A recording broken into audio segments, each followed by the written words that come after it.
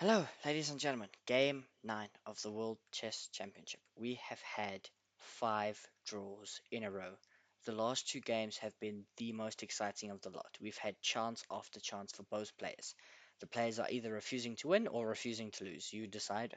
But today was an incredible game. Incredible. Incredible accuracy by one, if not both players. So let's go and have a look.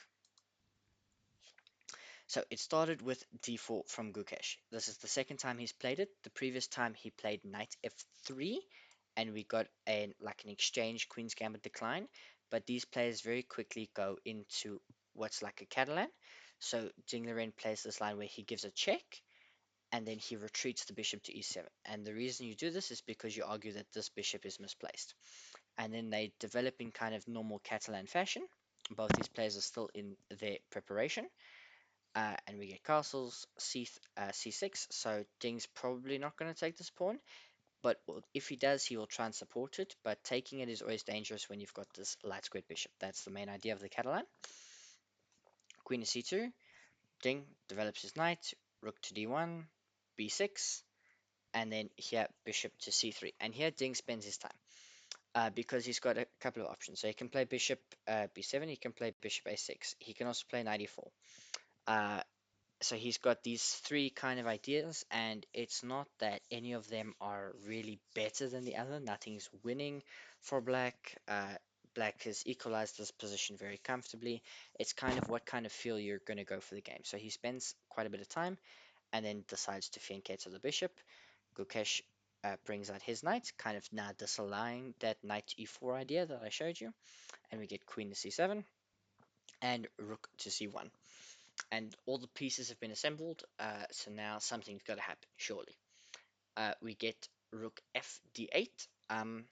Ding's key ideas are to connect the rooks and to play c5. So the question is, what does Gukesh want? So we get rook to d8, and Gukesh spends his first big think here because he's got a couple of choices. He can play b4. He can play b3 or b4. He can play knight to e1. He can play e4. So he's got multiple things to consider. So he decides b4, and now he's saying, Ding, you've got to play c5, otherwise I will play c5.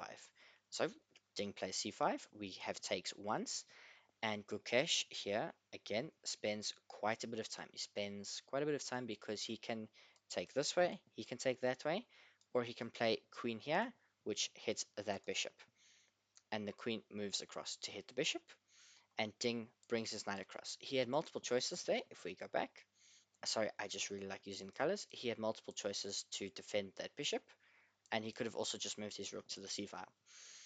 But he elects to bring his knight. It does walk into a pin, but it means he can take, and after takes, Ding Liren has completely equalized, but he must play in this position knight takes knight, because your queen is hanging, my queen is hanging, so you would take with the rook, and after this, you take this, and material balance is equal, and everything has basically been equalized for black. You'll have no problems. But Ding tries to kind of avoid the tactic slightly, and he plays bishop takes f3. Gukesh throws an in-between move in. He takes the knight with the bishop, which hits the queen, so you have to take with the pawn. That pawn's now hanging, but first you recapture the bishop. And now Gukesh has to think, because he's got several options. So you don't want to take that pawn just yet because it walks into all kinds of rook forks, rook pins rather. So you can play in this position. You can play knight d5. You can play. Sorry, it's black's move first. So Ding moves his rook out the way. Now for white, you've got uh, knight knight e5 rather. You've got e3 trying to solidify the center. You've also got queen b3. But Gukesh decides on something else. He decides on queen b5, which drops the evaluation to 0, 0, 0. It's not a mistake, it's what he elects to go for, but it gives up the pawn on a2 so that he can win this one, but allow queen to a7, and when he drops the queen back to b1, which he had to think about for quite some time, it allows the pin that I've been talking about, and here are some serious tactics that break out, because we get You take the pawn, the rook moves so that the queen's not attacking it anymore. And when you play queen b5 again, Ding Liren can detonate his ultimate weapon in this position, bishop takes c5.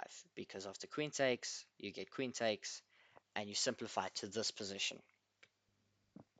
And from here, there's nothing really that either of the players can do. Ding Liren has played perfectly with white. Gukesh has been able to pose no problems. The question is now, the pawns are all on the same side. So will Ding Liren blunder a back rank mate somehow? Because his king is still shielded. Gukesh's has got a bit of lift. Um, and are you able to maybe create some weaknesses? Because both the players have symmetrical pawn structures, but if you can maybe split the pawns somehow, or we've got a bishop versus knight, there's still some imbalance that you can play for. Gukesh trades one set of rooks. Uh, Ding plays g5, uh, giving his king some lift and just taking up some space. Uh, Gukesh moves his king up. The rook comes in to attack the e2 pawn. It gets defended by the king. Ding Liren slides his king up. Gukesh plays this move h4. You don't want to push just yet because you don't know if this exchange is good for you or not. You've got to evaluate all these exchanges properly. Ding Liren plays h4, h5 rather. Gukesh slides his rook and maybe, going to be coming up here to try and target some of these. Uh, Ding throws in an attack on the bishop. The bishop slides back to defend the e2 pawn.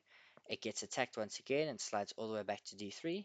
And now the knight's going to maneuver and try and get itself closer into the game. It's always difficult. Bishops are always better in these kind of positions because they can just stand and monitor. The knights struggle to find squares sometimes when all the pawns are on the same side, struggles to maneuver properly. And Gukesh makes a decision. He throws his f pawn forward with f4, and we get g takes, g takes. So the structure still remains symmetrical, but these pawns, have lost their neighbors, so they will need to be protected properly. And Ding throws in an attack on the bishop. It's not really an attack. He's not going to exchange just yet, but the bishop can't move because the h pawn falls. Gukesh slides his king up. The knight comes in, and Gukesh kind of self pins. Now the bishop can't move, so it can be captured. And these pawns have now become split, but you can always create your own problems. So Ding plays rook to c2, and even though the king can retreat, you attack one pawn, it gets defended by the rook, and you bring your king forward. It's still a draw, but these players are going to play it out as best as they can. They've got nothing better to do. This is the day before a rest day. They can rest tomorrow, so there's no reason to not play this out. Your opponent might slip up. We've just passed move 40. The players had plenty of time. You can see 9 minutes, 13 minutes. They had plenty of time. So we get rook to b3. We get f6. You don't want to maybe overcommit your pawns. Gukesh just sliding his rook. He'll look for an infiltration shortly. The king comes forward, he gives a check. And we can exchange these pawns. Ding throws in the in-between move, taking that pawn with check. The king comes to attack the rook, and he takes the h-pawn. And this simplifies, and this is a dead draw.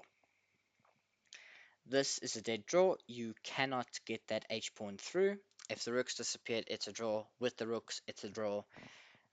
I mean, I could give you a penguin. It's still a draw. So we get very quickly, the rooks get traded. And this game just peters out into a draw. And there's not much to say about this. It was quite a quiet game. And Gukesh will worry now because Ding has got 3 games with white left. Gukesh only has 2. So with 5 games left, the ball's in Ding's court to make something happen. He neutralized him completely today. And Gukesh was not able to pose any problems in the Catalan. So he will probably have to look for something else. It might be venturing back into the French, playing a ready again, playing something offbeat. But both players played at 99% accuracy, so not much to say about this game. If you enjoyed the video, leave a like, leave a comment if you've got a way for me to improve the videos, and subscribe if you want to see more from me. Until next time.